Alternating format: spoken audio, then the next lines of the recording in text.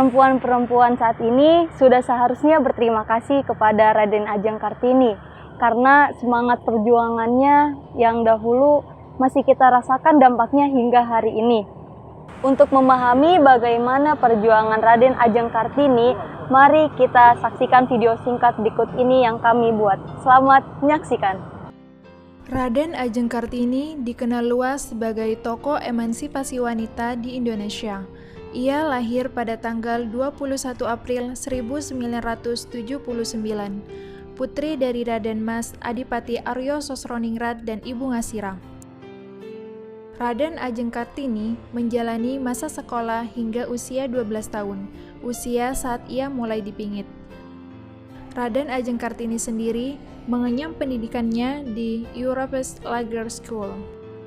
Setelah dipingit pada usia 12 tahun, Kartini tetap melanjutkan proses belajarnya di rumah, berlatih menulis dan membaca. Karena memiliki kemampuan bahasa Belanda yang baik, ia lantas terus belajar dengan berkirim surat dengan teman-temannya yang ada di Belanda.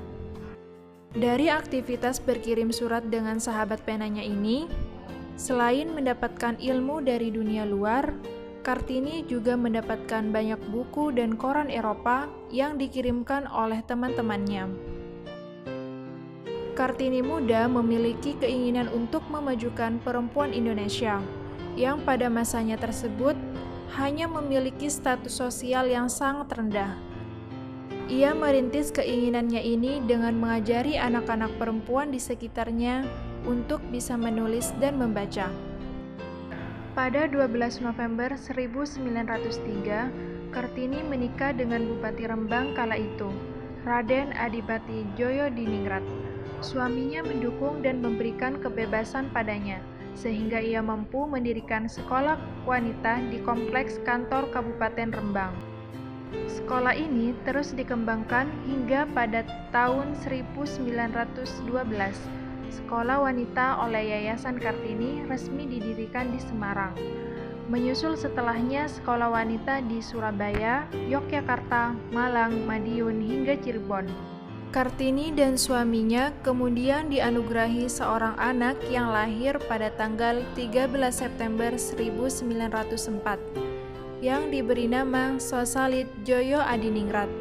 Sayangnya, 4 hari setelah kelahiran buah hatinya, Kartini meninggal dunia. Kala itu usia Kartini 25 tahun. Perjuangannya dalam mengangkat derajat perempuan Indonesia kemudian mendapat dukungan dari rekan dekatnya, Mr. Abendanon, yang mengumpulkan surat-surat dari Kartini dan kemudian menjadikan sebuah buku berjudul Habis Gelap Terbitlah Terang. Habis Gelap Terbitlah Terang merupakan buku kumpulan surat yang ditulis oleh Kartini. Kumpulan surat tersebut dibukukan oleh Mr. Abendanon dengan judul Durdastenis Totlich. Arti harfiahnya, dari kegelapan menuju cahaya. Buku ini banyak menceritakan perjalanan hidup seorang pahlawan perempuan bernama Raden Ajeng Kartini, dan surat-suratnya yang ia tujukan kepada saudari dan sahabat-sahabatnya.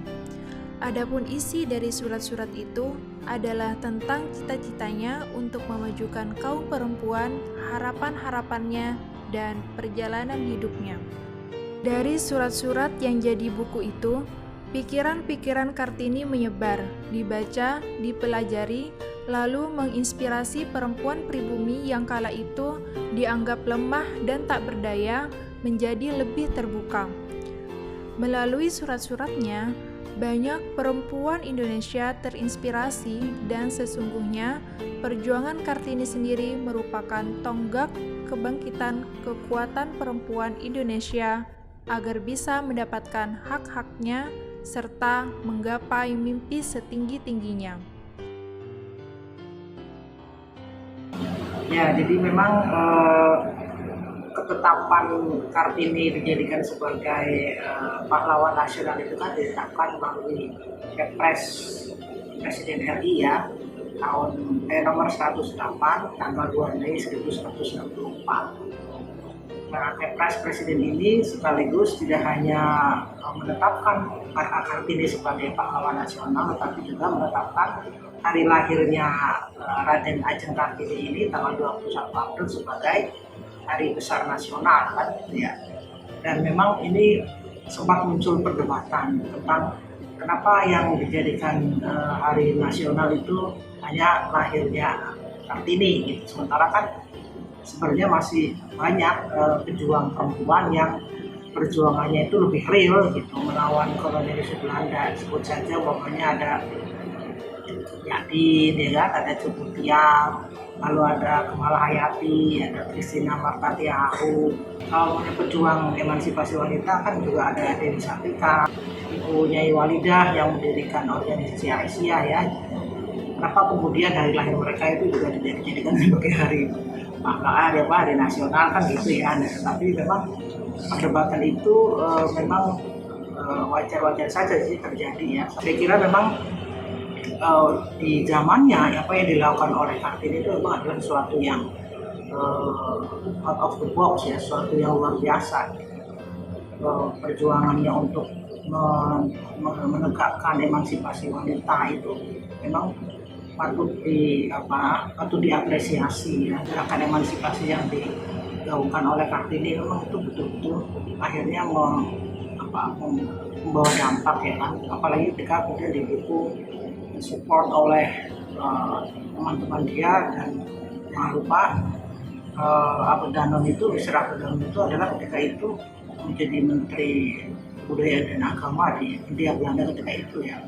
Sehingga kemudian apa yang dilakukan oleh Kartini itu mempunyai dampak yang luas. Jadi saya kira sih masih relevan. Ya, kalau kita melihat bagaimana kiprah perempuan, ya, dibandingkan dengan masa-masa awal perjuangan di 19 awal-awal abad 20, memang kita bisa menilai bahwa gerakan emansipasi yang diperjuangkan Kartini itu memang sudah kita bisa lihat, ya, hasilnya. Meskipun kadang di beberapa tempat itu ya masih ada terjadi pandangan atau pemahaman bahwa perempuan itu ya ada di wilayah private, gitu ya, wilayah domestik gitu, dan kemudian tidak usah masuk ke wilayah publik. Apalagi kemudian semuanya dibumbui dengan dogma-dogma dari nas-nas, teks-teks yang hadis-hadis yang disinterpretasikan, ya, gitu. Hadis misoginis yang itu semakin menambah domestikasi terhadap perempuan. Tapi peran perempuan yang sekarang itu memang sudah sangat luar biasa, ya. Kita tidak bisa menyangka dulu bahwanya perempuan-perempuan Indonesia sudah bisa berkiprah di segala bidang, ya. Dan jangan lupa bahwa Kartini itu tidak hanya sosok yang nasionalis tapi juga religius, ya kan. Dia pernah berguru ke Kiai Haji Muhammad Soleh Darat, ya kan. Lalu kemudian bahkan ada ide-ide dari Kartini, umpamanya bagaimana ketika itu kan ada anggapan Al-Quran itu tidak bisa ditranslate, ya, ke bahasa lain, apalagi bahasa Jawa. Menurut Kartini, bagaimana mungkin kita bisa paham dengan isi Al-Quran kalau bahasanya itu kita nggak mengerti, gitu. Nah, kemudian dia berdiskusi dengan Kiai Haji Soleh Darat, dan kemudian ide dari Kartini itu menginspirasi Kiai Haji Soleh Darat untuk mentranslate Al-Quran ke dalam bahasa Jawa. Dan translate ke dalam bahasa Jawa itu hanya sampai 13 juz, jadi itu menjadi kado pernikahan untuk Kartini ketika dia menikah dengan Bupati Rembang, ya. Dan menurut Kartini itu adalah sebuah kado yang luar biasa yang tak ternilai. Nah, jadi untuk perempuan-perempuan sekarang itu tidak hanya menginginkan bahwa mereka menuntut kesetaraan gender bersamaan hak, tetapi tetap harus ada di tracknya, gitu ya, bahwa secara kodrati kita adalah perempuan yang memang diberikan keistimewaan dibandingkan dengan laki-laki. Tetapi ingat bahwa Kartini itu juga seorang religius, ya, maka perempuan itu juga harus mengisi gitu ya rohaninya dengan hal yang bersifat religiusitas, sehingga perempuan itu kan atmosfer ya, pembawa atmosfer kesalehan di keluarga, sehingga kemudian apa yang cita-citakan oleh Kartini itu bisa kita teruskan. Ya, cara kita berterima kasih dengan era Kartini dan juga pejuang-pejuang wanita lainnya, caranya adalah ya itu, dan kita tetap memperjuangkan nilai-nilai persamaan hak gitu ya, meskipun kita tadi saya sudah jelaskan yang disebut sebagai kesetaraan atau persamaan hak itu bukan berarti harus sama rasa merasa ya, apa yang dilakukan oleh laki kita juga harus bisa melakukan itu ya, tapi kita bisa proporsional dan sesuai dengan porsinya gitu. Dalam Al-Quran itu juga nilai-nilai itu tuh sudah tercakup ya. Inna akramakum indallahi atqakum, bahwa yang mulia di antara kamu itu yang paling bertakwa, bukan yang mulia di antara kamu adalah laki-laki atau yang mulia di antara kamu adalah perempuan, tidak seperti itu, tapi yang paling bertakwa. Dan dalam Al-Quran yang lain itu juga banyak ya, bahwa barang siapa yang berbuat baik, laki-laki dan perempuan, dan dia beriman, maka kemudian Allah akan memberikan kehidupan yang lebih baik ya, dalam surat An-Nahl 97 dan seterusnya. Jadi kita perempuan tidak boleh minder, ya kan? Tidak boleh lalu kemudian ya sudah perempuan hanya ada di 3R, dapur, sumur, kasur gitu ya. Tapi perempuan harus memberdayakan dirinya gitu. Harus self empowerment gitu, harus memberdayakan diri, sehingga benar kata sabda Nabi bahwa